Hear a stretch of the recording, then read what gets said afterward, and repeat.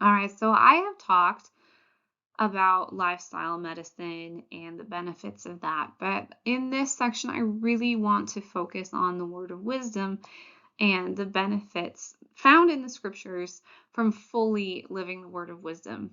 This might be my favorite part of all of this because the benefits far outweigh anything that we feel we may need to give up. They truly are such a blessing. So, just starting out in verse 1, God gave us the word of wisdom for our own benefit. And I love this because there are so many different diets and products that are out there that are supposed to provide us with the health or weight loss that we may be looking for. But let me tell you, because I've studied diet for years, these products, the diets, they're not sustainable. God gave us the word of wisdom because it is sustainable and incredibly beneficial, not only for our body, but also for our spirit. In verse 2, it talks about the order and will of God in temporal salvation. So I realize I've mentioned temporal salvation before, and I feel like this is a concept that we never talk about or we don't understand, but it's something we just kind of glide over as members of the church. What is temporal salvation? I think to understand that fully, we need to look at what salvation means. Gospel Topics says that salvation signifies a covenant relationship with Jesus Christ. Through this covenant relationship, followers of Jesus Christ are assured salvation from eternal consequences of sin if they are obedient. So, if eternal salvation is salvation from eternal consequences, what are temporal consequences that we can be saved from? My personal interpretation and what I have come to know from the science is that we can live a life saved from the horrific diseases and health problems that humans have brought upon themselves with the lifestyle that they currently live. And when I say that, I'm not trying to guilt anyone or make people feel bad. There's just not that knowledge. And that's kind of what I'm bringing to the table here. I have lots of family members who live this way. I used to live this way, so there's absolutely no guilt, no judgment. More than anything, I just feel compassion.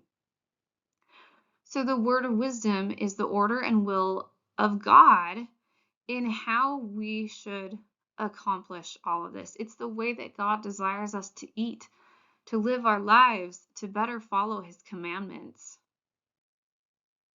In verse 3, God gives a warning of how men will have evil designs and conspire against what is best for our bodies. That's basically what he says. Go ahead and read it. That's not word for word. But this is a verse that is often looked over as well.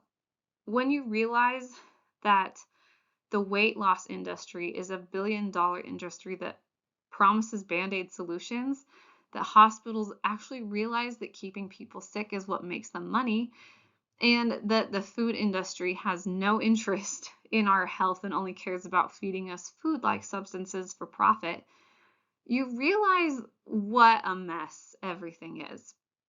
I'll talk more on this subject because it baffles my mind, and it might baffle yours too if you knew what was going on. Verse 18 says, "Those who follow these things shall receive health in their navel and marrow in their bones." This benefit is a temporal blessing, but it's also a spiritual blessing.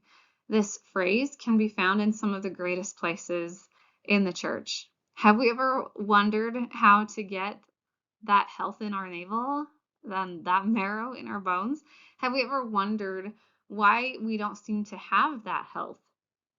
I think this is incredible, and the science actually goes deeply into the importance of gut health, literally.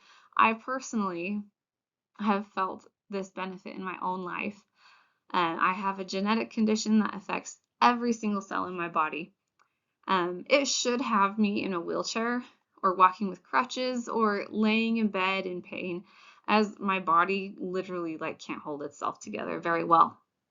When I'm true to the word of wisdom, you honestly probably wouldn't look at me and think I have such a condition. I can exercise on a daily basis and have all the energy I need to take care of my family without any pain or any struggle. Um, but in those moments where I slip, however, it's very obvious. I'm in a lot of pain. I have no energy. I need to wear multiple braces on different parts of my body, and it just feels like my body is falling apart. And verse 19 says, and shall find wisdom and great treasures of knowledge, even hidden treasures. This is one of my favorites, and I'm not going to go into what those hidden treasures are. I can personally attest to this because as I started to live the word of wisdom better, I started to see things happening in my life. I think these are really personal, so I don't want to share, but fully living the word of wisdom is honestly very spiritually eye-opening. And in verse 20, it says, and shall run and not be weary, and walk and not faint. How many of us can currently say that we can do this? I have not had one client that didn't mention the increased energy and stamina that they had after choosing to follow the word of wisdom more fully. The energy we require is ours if we but follow how the Lord has asked us to take care of our bodies. And in verse 21, that the destroying angel shall pass by them as the children of Israel and not slay them. Destroying angels are just, they're not something that you mess with. We all remember the destroying angel that killed, the firstborn, of all the Egyptians who didn't put the sign of lamb's blood on their doors in the times of Moses.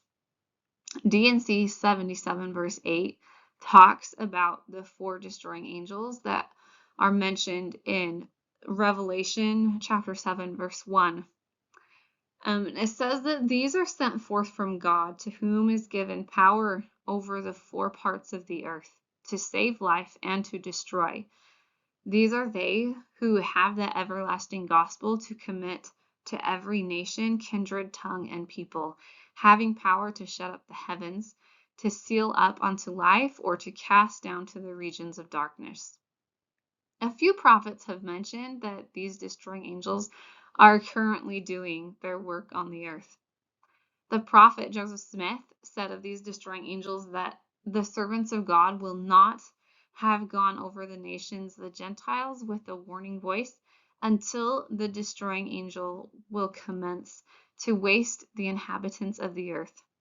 And as the prophet hath said, it shall be a vexation to hear the report.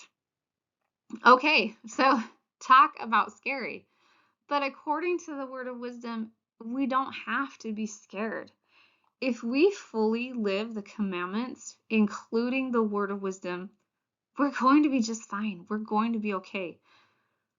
Maybe now it's starting to sink in how truly important the word of wisdom is.